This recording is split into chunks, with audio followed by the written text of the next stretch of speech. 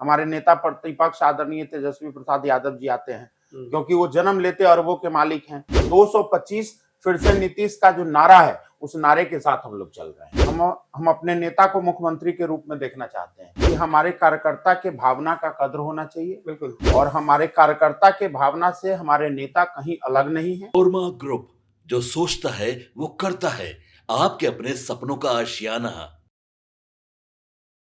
नमस्कार, भारत लाइव देख रहे हैं। मेरा नाम है उत्तम कुमार। देखिए, बिहार में बिहार विधानसभा का चुनाव होने वाला है और ऐसे में एनडीए की ओर से जो है, एनडीए पर हम बातचीत करेंगे और आपको बताएंगे। नवरात्रि जब शुरू हुई थी तो चिराग पासवान ने कहा था, केंद्रीय मंत्री चिराग पासवान ने कहा था कि नवरात्रि में जो है सीट शेयरिंग पर खुशखबरी मिलेगी, सीट शेयरिंग पर बातचीत होगी। देखिए, कई मुद्दों पर बातचीत करने के लिए हमारे साथ प्रदेश प्रवक्ता हमारे साथ रंजन जी हैं। रंजन जी से बातचीत करेंगे। बहुत बहुत धन्यवाद उत्तम भाई। क्या कुछ कहिएगा, कुछ होगा इस बार? लगातार चिराग पासवान जी कह रहे हैं कि 25 से 30 सीटों की बातचीत चल रही है।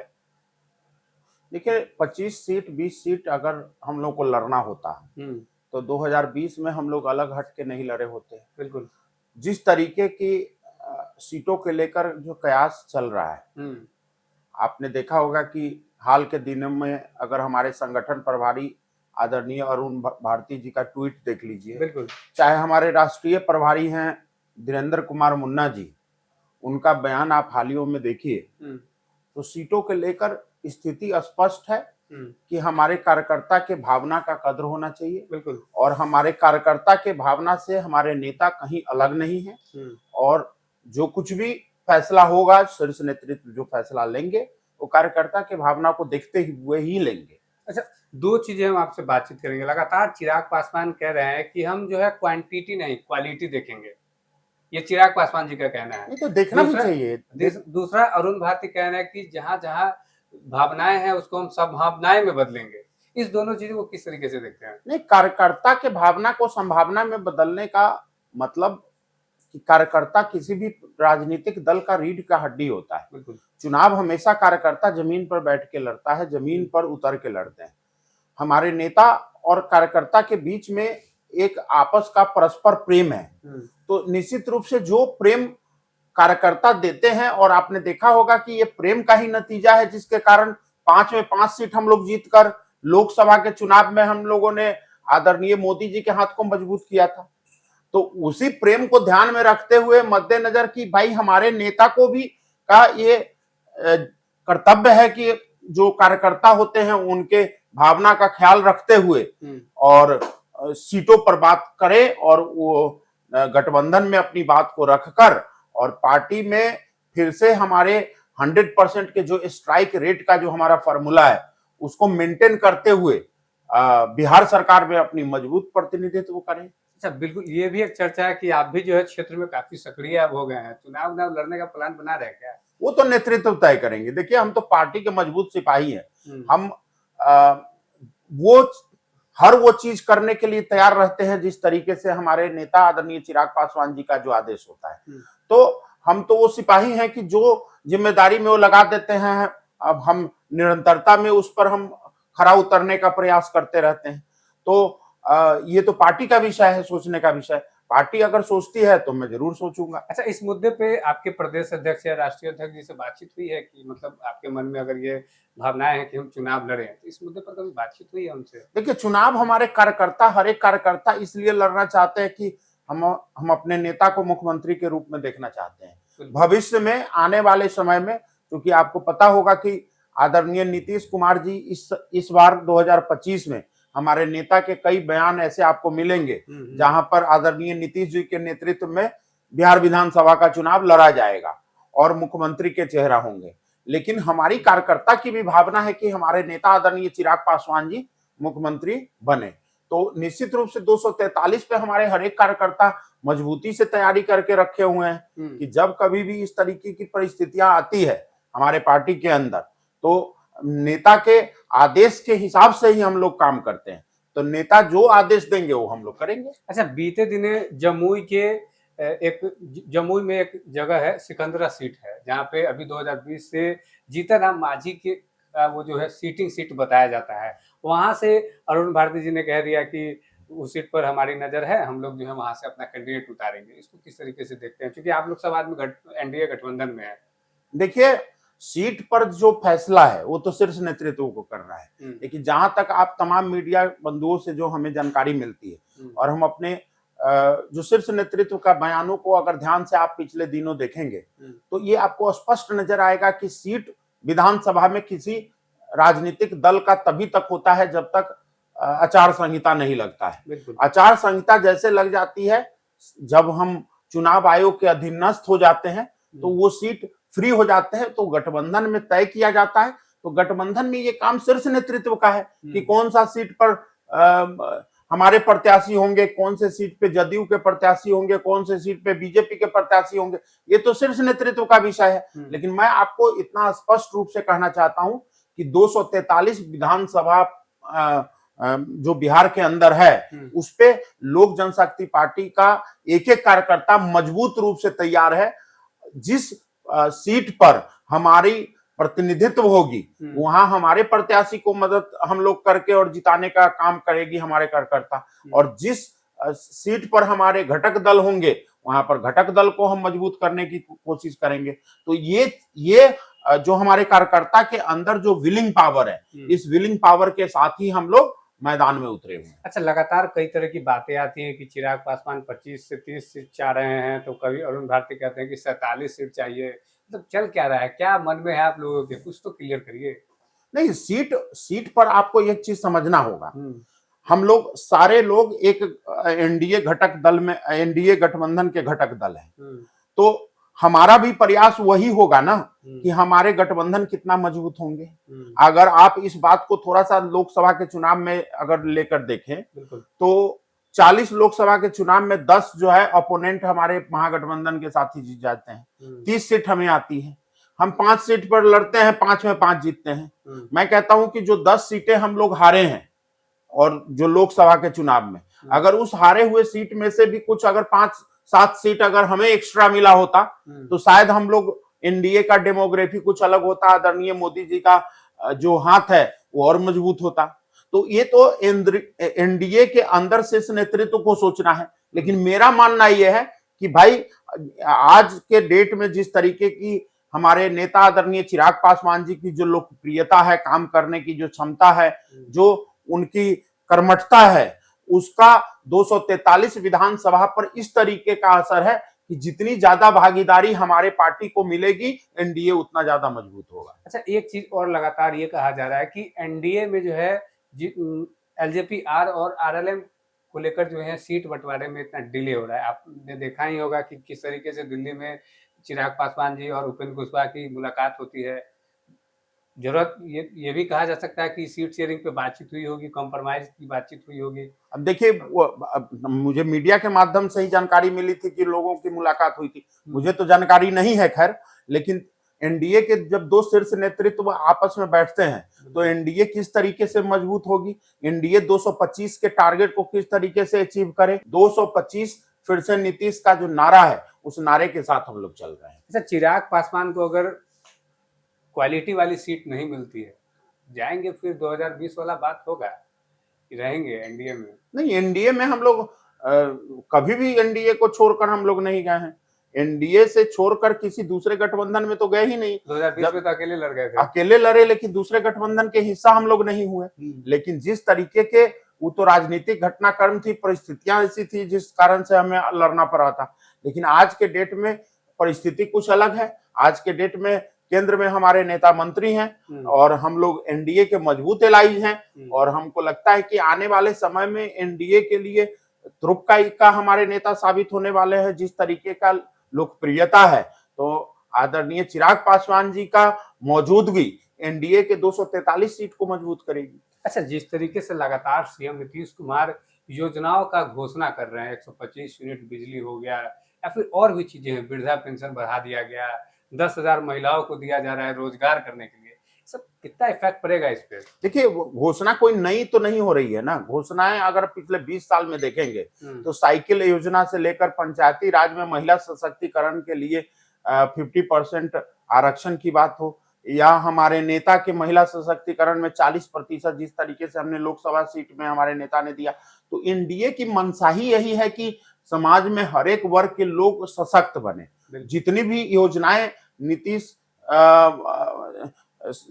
जी की सरकार और हमारी एनडीए सरकार जिस तरीके से दे रही हैं, वो घोषणा में आप एक एक घोषणा पर ध्यान से देखिएगा तो महिला को स्वावलंबी बनाने के लिए, युवाओं को स्वावलंबी बनाने के लिए सारे योजना आपको नजर आएंगे। क्योंकि एक तरफ अगर आप देखेंगे कि 125 यूनिट बिजली की बात हम लोग करते हैं, तो सोलर सिस्टम पर उसको सोलर सिस्टम से जोड़ कर किस तरीके से बिजली बिल को मुफ्त किया जाए, उस पर भी बल हम लोग दे रहे हैं। दूसरा, 10,000 रुपए अगर महिलाओं को हम लोग देने की बात करते हैं, तो उसके स्वरोजगार में किस तरीके से अपनी आर्थिक स्थिति को बेहतरीन करे, महिलाएं अपने घर को किस तरीके से संवारे, उस पर हम लोग बल दे रहे हैं।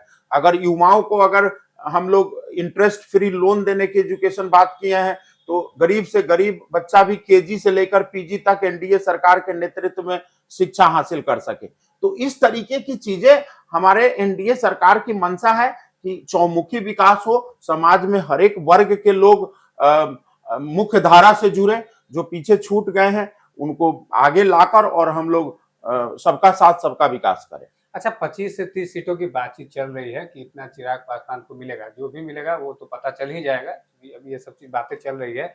लेकिन सरकार जब बन जाती है 2025 में फिर से, तो चिराग पासवान जी का जो नारा है बिहार फर्स्ट बिहारी फर्स्ट, उसको लेके आप लोग कितना दबाव बनाइएगा सरकार पे? जब से हम लोग 2020 के बाद जो पुनः एनडीए में हम लोग आए, तो तभी से ये बल मिलना शुरू हो गया हमारे Bihar first Bihari first vision का। क्योंकि इसका अगर जीता जाता सबूत आपको देखना हो, तो आप देख सकते हैं कि अगर हमारी सरकार ने युवा आयोग का गठन किया, तो युवा आयोग का मांग हमेशा से इस देश में पहला युवा आयोग का मांग करने वाला अगर कोई नेता रहे हैं, तो हमारे आदरणीय चिराग पासवान जी रहे हैं। देश के संसद से उन्होंने युवा आयोग की बात किया था जब वो पहली बार जीत कर आए थे। तो दूसरी तरफ सीता माता का भव्य मंदिर बनना, ये हमारे नेता का डिमांड, सबसे पहले नेता थे जो राम मंदिर के तर्ज पर किस तरीके से सीता मंदिर का निर्माण हो, उस पर बात करने की बात किया। जब आप वृद्धा पेंशन की बात करेंगे, तो आप देखिए 400 से 1100 रुपए, हालांकि हम लोगों का 2000 रुपए का मांग है, 2500 रुपए, 2000 2500 रुपए हम लोग चाहते हैं कि हो, लेकिन 1100 रुपए जो विजन डॉक्यूमेंट के कहीं ना कहीं आपको नजर आता है करीब ये मांग। दूसरी तरफ अगर आप देखेंगे कि 125 यूनिट बिजली, तो बिजली में राहत देना, बिजली को गरीब व्यक्ति के लिए, किसानों के लिए, मजदूर के लिए फ्री दिया जाए, तो 125 यूनिट जो यूटिलिटी यूनिट है वो फ्री देने का काम हमारे Bihar first Bihari first document में। तो ये तमाम मुद्दा ऐसा आपको दिखेगा इर्द गिर्द में, जहां बिहार सरकार और केंद्र सरकार हमारे बिहार फर्स्ट बिहारी फर्स्ट को तवज्जो देते हुए, बल देते हुए इम्प्लीमेंटेशन करते हैं। निश्चित रूप से हमारे नेता और हमारी पार्टी की भागीदारी बिहार विधानसभा में जब आगामी होगी, तो हमारा बिहार फर्स्ट बिहारी फर्स्ट में जो बाकी के चीजें हैं वो निश्चित रूप से पूरा होता हुआ नजर आएगा। तेजस्वी यादव जो है लगातार एनडीए की सरकार पर हमला बोलते रहते हैं। उन्होंने प्रेस कॉन्फ्रेंस करके कहा था कि वो लिस्ट बनाएंगे भ्रष्टाचारियों की। पहले अपना लिस्ट बना ले कि अभी तो ये देख ले कि भाई वो खुद जन्म लेते, अगर इस देश का अगर कोई सौभाग्यशाली बच्चा होगा, तो उसमें से हमारे नेता प्रतिपक्ष आदरणीय तेजस्वी प्रसाद यादव जी आते हैं, क्योंकि वो जन्म लेते अरबों के मालिक हैं। उनको ये समझना पड़ेगा कि पृष्ठभूमि में पैसा वो कहां से लेकर आए थे, उनके घर में संपत्ति कहां से आया।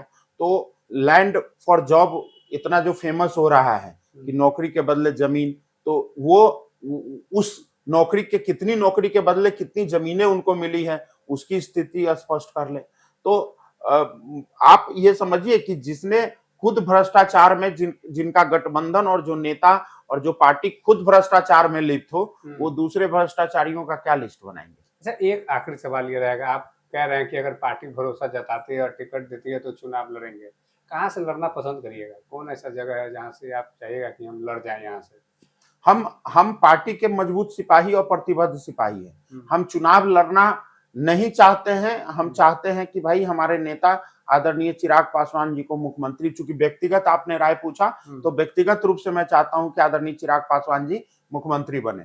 लेकिन उनको मुख्यमंत्री बनाने के लिए अगर 123 विधायक की जरूरत पड़ेगी तो उस विधायकों को जिताने के लिए और असेंबली में ले जाने के लिए हमारे लोक जनशक्ति पार्टी के एक एक कार्यकर्ता तत्पर है।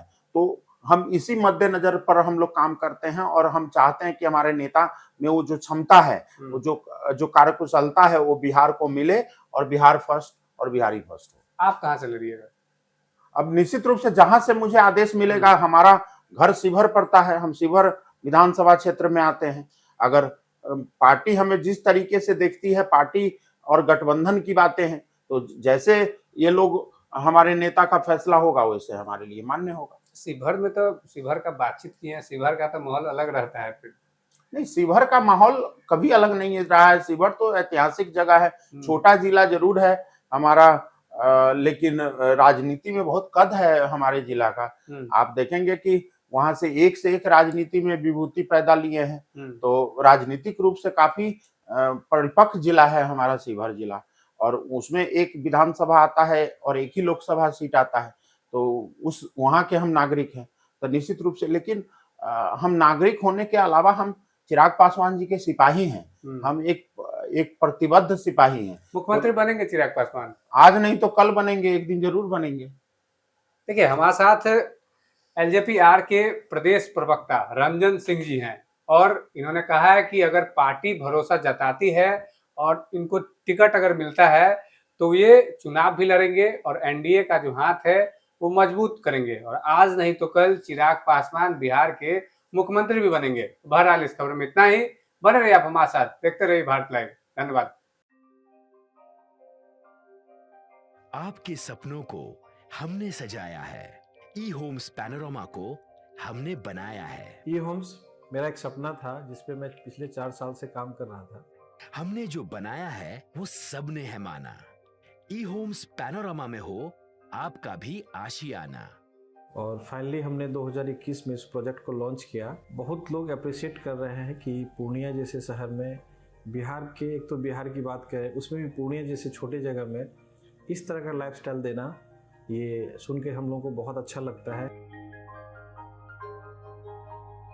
ई होम्स में हमने कुछ और भी किया है, जैसे हम जिस जगह में रह रहे हैं हमारे फैमिली सिक्योर हो, उनको सिक्योरिटी का ध्यान में रखा है।